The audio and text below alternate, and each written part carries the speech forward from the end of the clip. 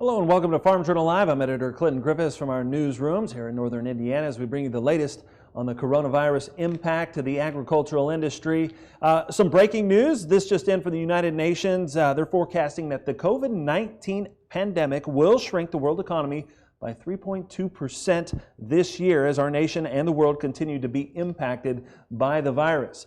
In other news, the U.S. House is scheduled to vote Friday on a new $3 trillion coronavirus relief bill. That bill contains several items that could directly help the ag industry. The HEROES Act includes another $16.5 billion in direct farm payments.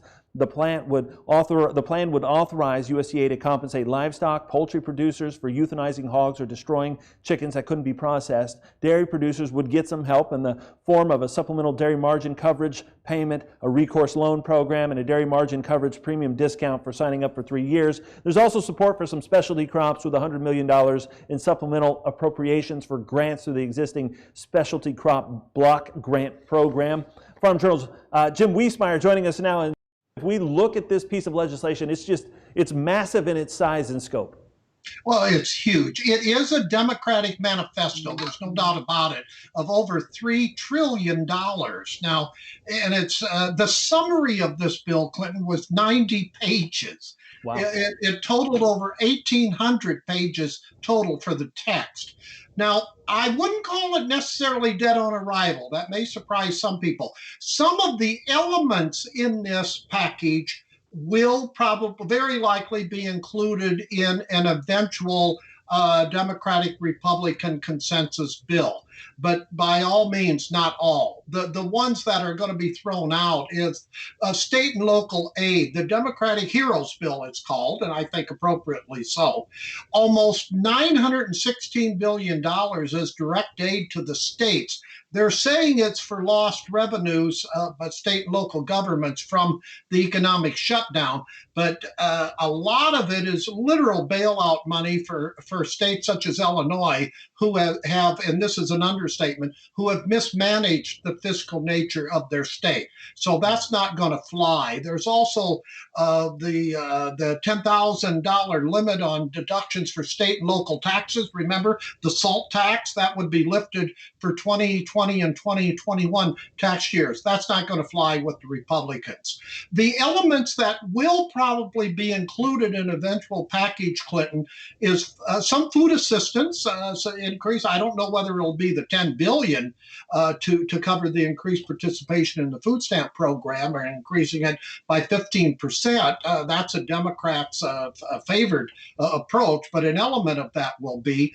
And some of the direct payment assistance and additional direct payer assistance to farmers above and beyond what's going to be coming out from CPAP will probably be included, and a couple of other those things that you mentioned. I think both political parties will bend over backwards to help the true heroes, some of the true heroes in the ag sector. Notice also that this Democrat bill does away with payment limitations for the for the direct payments. Okay. I think that's of note, and it may fly as well. You know, what's interesting is, we start to look at the size and the amount of things that they're putting into this bill and how many things that kind of go across agriculture. It almost feels like a farm bill here, Jim. Oh, it's a mini farm bill, no doubt in my mind. And, I've been on the bandwagon the last few days on profarmer.com saying this is really the way of the future, because I don't think we can have farm bills every so many, 4 or 5 or more years. The world is changing too fast, too often. And so we're going to need a mechanism. And what I propose is like an ag reserve. You have a federal reserve, there should be an ag reserve, more in line with the Commodity Credit Corporation, that in consort with not just the White House and USDA, but in meeting with the House and Senate Ag Committee to make farm safety nets more flexible. Because when you go through this Democratic bill, it's clear it adds up to a mini farm bill. Yeah, and we talk about flexibility, and of course we do have a farm bill in place, but those are always kind of a year after the fact, whereas I think what you're talking about is a more, as it's happening kind of help here, direct line. Absolutely. Flexible, live, unknown events, and things like that. It's curious that House Ag Committee Chairman Colin Peterson, Democrat from Minnesota, who I totally respect, he's forgot more about foreign policy than a lot of people know. I guess he did not push for that big increase in the borrowing authority for the Commodity Credit Corporation because in the Democratic bill, it maintains at $30 billion. So I'm a little surprised at that because Colin had initially indicated that he was in support of that. I don't know. This is just thinking. Maybe he thinks if that gets too big, that limits the authority of the House and Senate Agriculture committees. But that caught my eye as well. Yeah, as we're talking about some of the aid that's already been done in the previous versions of this coronavirus aid packages, we're still waiting on information about the last one. What do you know about that? What's the timeline there? Well, we're hearing that the CPAP, the coronavirus food assistance program, CPAP, and the final rule is over at the White House. It's at OMB, which has only had it a few days. It's about to be signed off on either later today or probably sometime tomorrow. I think Friday at the latest, because Farm Service Agency sent out a directive yesterday advising state and county offices that national training on the CFAP is planned for May 21, Clinton. Now, that suggests to me that a late May sign-up appears most likely with the funds to eligible producers, probably in early June. I know Secretary, Sonny Perdue wanted to get them out by the end of May, but boy, that's a tight fit if they're only going to have national training, planned for May 21. Well, considering we're halfway through the through the month already, and it does feel May's moved a lot faster than April, I'll tell you.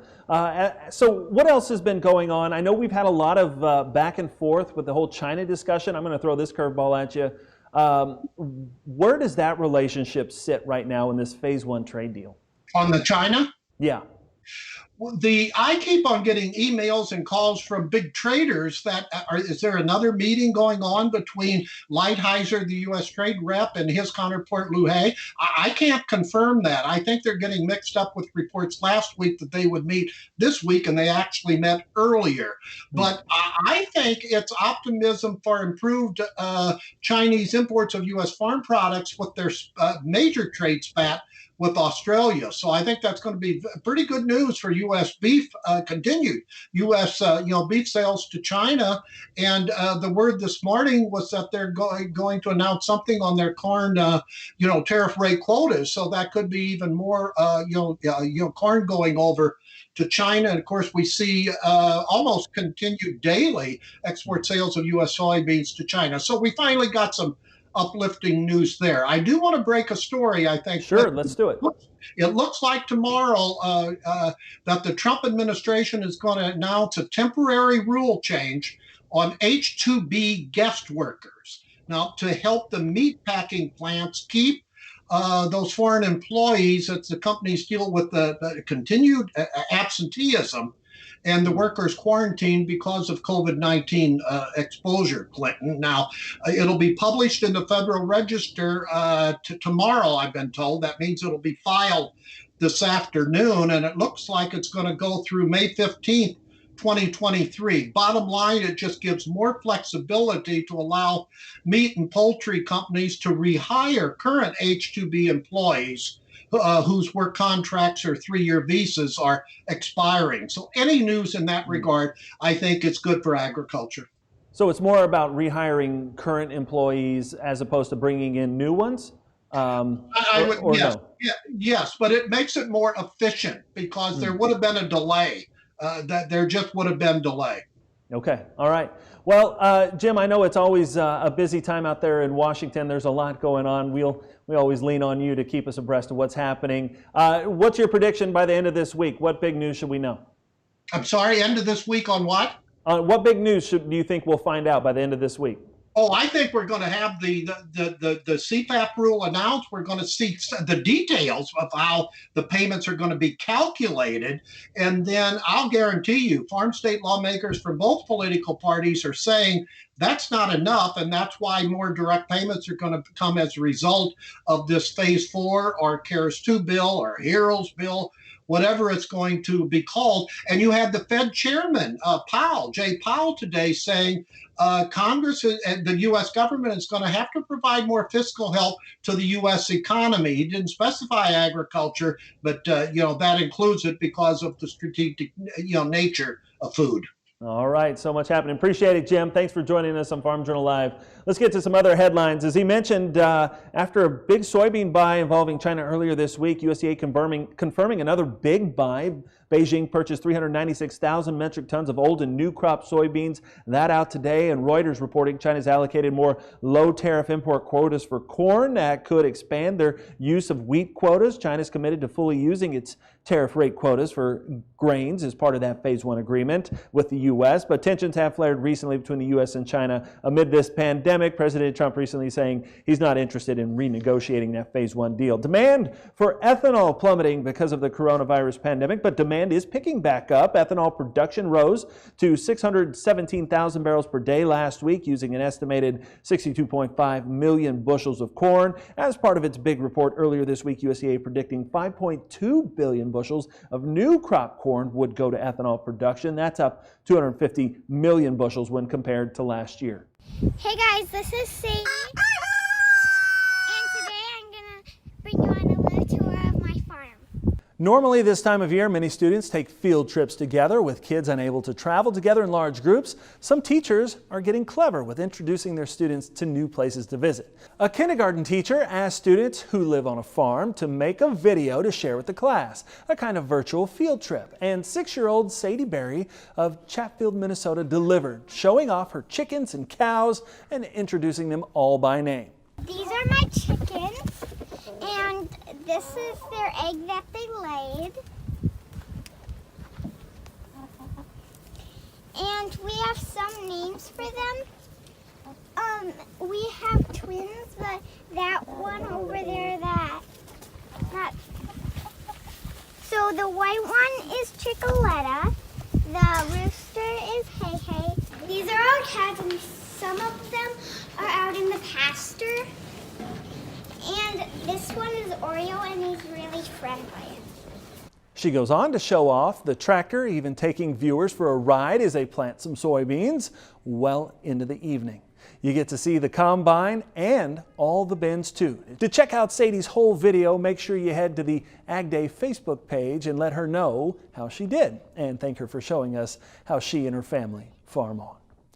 And if you'd like to show us how you and your family are farming on, you can text Farm On to 31313, or you can share it via social media by including the hashtag Farm On. Of course, we'll continue to bring you the latest on the coronavirus outbreak and its impact on agriculture. Follow us for complete coverage at agweb.com/coronavirus, or just go to agweb.com for the very latest in news impacting the industry. From all of us here at Farm Journal, I'm Clinton Griffiths. Have a good afternoon. This season, rather than madness, opening days, or taking a break, the world is frozen, silenced by quarantines, isolated by distance, and edging on panic. But while work for you may have changed, out here, we're still going strong.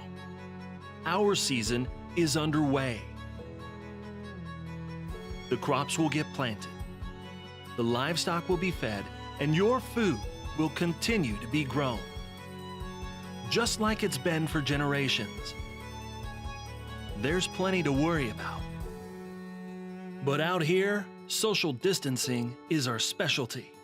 American agriculture farms on, today and tomorrow, for our family and yours.